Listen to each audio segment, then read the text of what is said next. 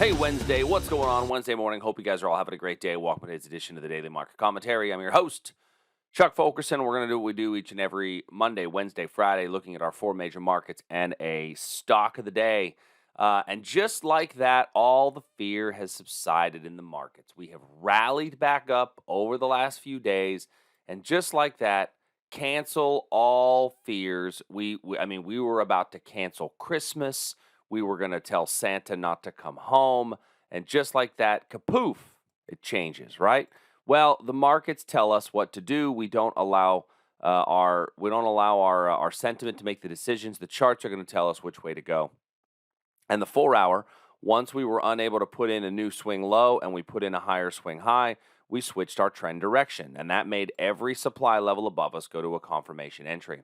And so what we're going to look at today is what are some areas that we need to concern ourselves with moving forward, and is it really safe to? It's kind of like is it safe to go in the water? We'll find out because there's some things we do need to look at. But I think overall, certainly the charts are dictating what we're going to look for and what trades we're going to want to identify. So looking at the hourly chart of the S&P, certainly we came through all of these areas of supply, but note that all these supply areas are confirmation shorts. And so as we've come into these supply areas, none of them have really given us an opportunity to enter the position. Now, we are actually, we touched this one, didn't quite make it halfway in before a little move away in the overnights, and now we're back into it again. So one of the things that I would say is based on where we are right now, we are sitting right below our all-time high, right? We're right back to the all-time high. And so, I don't really ever buy too deep into the fear. I was a little bit concerned over the fact that our volume on our daily chart was actually a bit weaker on the move up. And so I will still consider the fact that our volume hasn't really given us much of an increase, but typically our volume goes down on a rally anyway. And so I'd like to see, a true follow through, if you will, which would have higher volume than a prior day.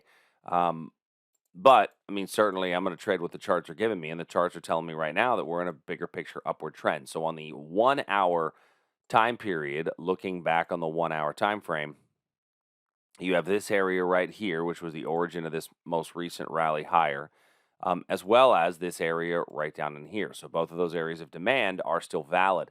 Now, I do need to pay more attention to the 4-hour level, however, and look for potential breakout trades. And I would say that it would probably occur right up here around these highs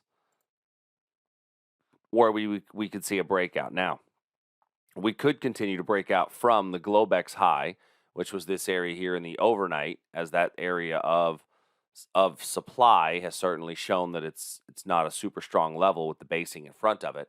And we could continue to break out above this region here, and you could pick up another 10 or 15 points. We're up 17 points right now, but certainly there's enough momentum to get us to trade to a new all-time high today. 40 points in the S&P is now nothing, right? That's child's play. So we can certainly make that move today. So I'm going to look for bullishness right now because our 4-hour trend has shifted direction. Remember, we stick with what the trend is giving us. On a more of a swing trading perspective, say that daily chart, you can see certainly that we have rallied back up near the all-time high, but not all of our stocks are following. This is really being led by a lot of the technology stocks, but not even all of those, right? As Apple has popped up to a brand new all-time high, we are not seeing the same for something like Facebook or for something like Netflix, right?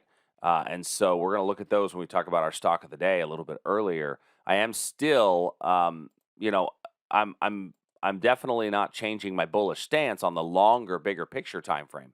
But I'm still also not, I'm being a little bit more cautious as far as the ability to build into some of these larger positions. In the NQ for a day trade setup, we are sitting below a breakout area, and this is actually a breakout area we've been talking about for quite a while. And we do have a supply area just below us. Now, just above us. Now, this supply area just above us has to be a confirmation entry at best because our big picture has shifted direction. And that's kind of the only thing that I would look at in there. I think that your supply area up here, with the basing we're getting in front of it, is actually not a great supply area at all. So I was going to leave it as a confirmation, but I'm actually going to remove it. I don't think it's going to be a great supply zone just due to the fact that we're basing in front of the level. Basing in front of the level, for a quick reminder, is the KOD, right? The kiss of death. And so the next demand area that makes any sense is the same one that we looked at in the S&P, right down in here. And that's a very nice demand area because it was a prior area of resistance in the past and a prior area of support before that. So if we do pull back a little bit today, that's actually a pretty good area of demand. Shifting gears, looking at crude oil. Let's pop over to crude right quick. Now, crude oil is we've had a nice little rally up. We talked about this area for a potential breakout trade.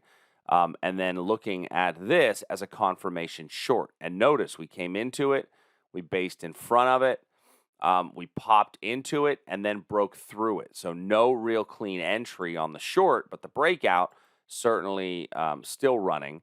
We came to this level here on a potential short, and we did get an entry, little move away, and then boom, popped right through there. So now looking at this, let's go to our 4-hour. What's our 4-hour trend tell us? Our 4-hour trend tells us that we put in a bit of a bottoming pattern, right? This would almost be a little bit of an inverted head and shoulders pattern, but it's a very pointy inverted head and shoulders pattern, right? I mean, look at these lower wicks here telling us, and I'm joking a little bit when I call it pointy, but it definitely has a sharpness to it coming into it, and we broke above and are now continuing to trade a little bit higher. So question is this sharp decline that we saw in oil done? Well, let's look at a very quick picture of volume. And our volume on the move up is less than half of what the average volume has been. If we look at our volume on the big down day, we had 870,000 contracts traded on that day. Whereas yesterday we had 452,000 contracts, so about half, little more than half. The day before that was only 367,000 contracts and 426,000 contracts day before that. So while oil definitely has given us a nice rally up, we're seeing that on lower than average volume.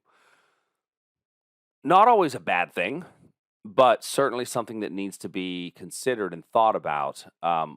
Is, are we getting the strong follow through? But all that being said, if I'm day trading, as a day trader, my 4-hour chart has given me a higher swing high and a higher swing low. So you would look for a pullback to a quality area of demand or an opportune breakout. So my opportune breakout now would be, that's completely the wrong drawing tool. My opportune breakout right now would be this area right up in here, with price popping above there. Now that means that this area of supply needs to be confirmation. And that doesn't give me a whole lot of room to roam on a breakout, right? I mean, that's not a lot of room to roam on a breakout, and that's actually a pretty good supply level. So I'm actually not going to take this breakout. While I like the setup, I like this area of supply. It's a strong supply area. I need to respect this. And so it basically nullifies my breakout candidates trade. This area here is a pretty good area of demand. We came close to it once, close to it twice, and so at this point I'm going to remove that one as well. And I think you're better off just kind of holding off for a good setup in crude oil, which frankly in my mind doesn't come into play till this wick over wick down here. That's the best demand area. Let's take a quick look at gold. So taking a look at gold, we continue our analysis of gold remains basically the same. It's rubbish. There hasn't been a whole lot of great trading opportunities in gold. Bounced off the 1 hour level here. Got a little move away, but not a super strong area for us to pay all that much attention to.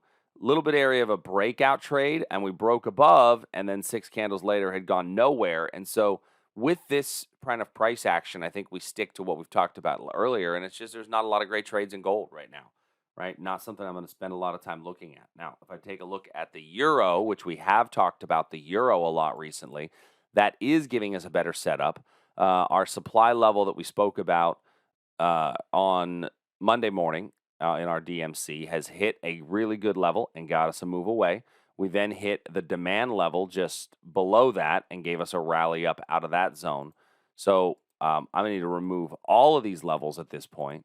But on our 4-hour trend, we are continuing to head back down. We do still have a breakout below 1.119.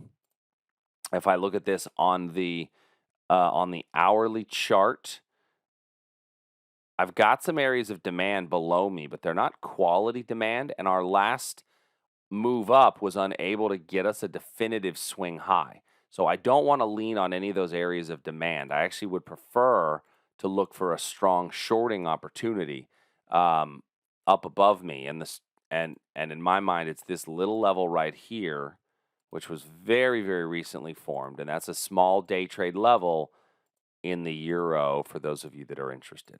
All right, shifting gears. So those are our 4 major markets, the euro, crude oil, NASDAQ, and the S&P. Shifting gears, let's talk about a stock of the day. Now, a stock of the day is going to be one that I've spoken about earlier.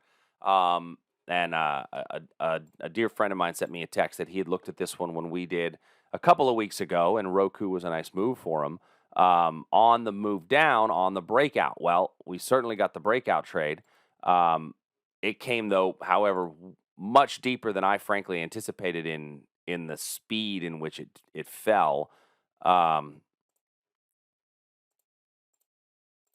If we go back a little further, this was a decent area of demand that we came in here, base, and then broke through that area of demand. Well, now I want to look to that area as a potential area of supply going forward.